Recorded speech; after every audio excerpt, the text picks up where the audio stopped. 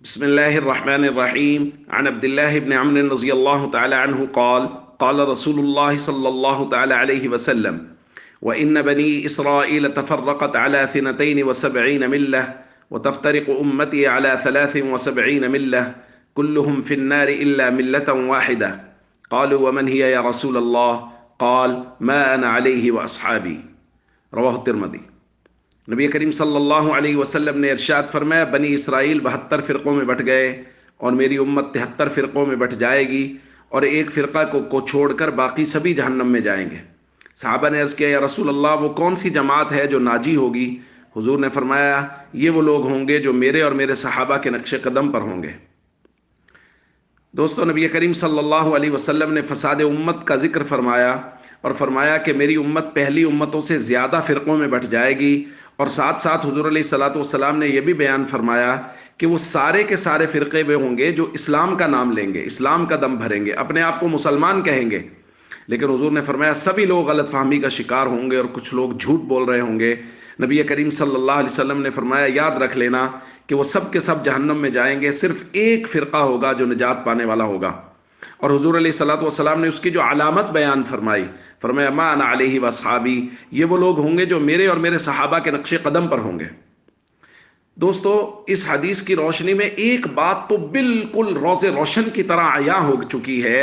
کہ وہ لوگ جو صحابہ کرام کا احترام نہیں کرتے، وہ لوگ جو دشمنان صحابہ ہیں، گستاخان صحابہ ہیں،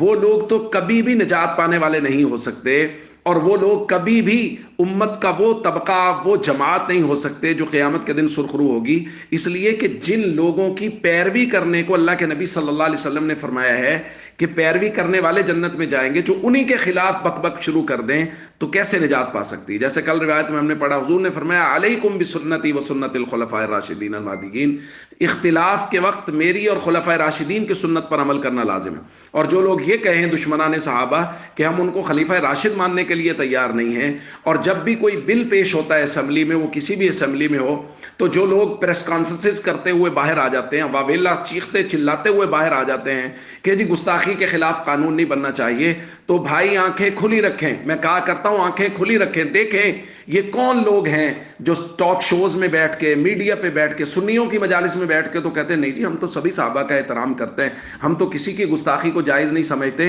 اور آج جب گستاخی کے خلاف قانون بن رہا ہے تو سب سے زیادہ کس کی چیخیں نکل رہی، سب سے زیادہ کون ہے جو واویلا کر رہا ہے؟ پہچانیے ان لوگوں کو، یہ امت کے غدار ہیں، یہ صحابہ اہل بیت کے غدار ہیں، یہ محمد کریم صلی اللہ علیہ وسلم کے غدار ہیں، سوشل میڈیا پر بیٹھے ہوئے صحابہ کرام پر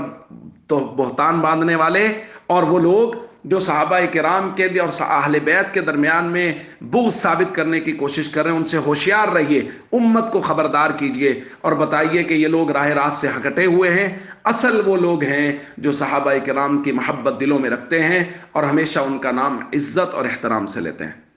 السلام علیکم ورحمۃ اللہ وبرکاتہ۔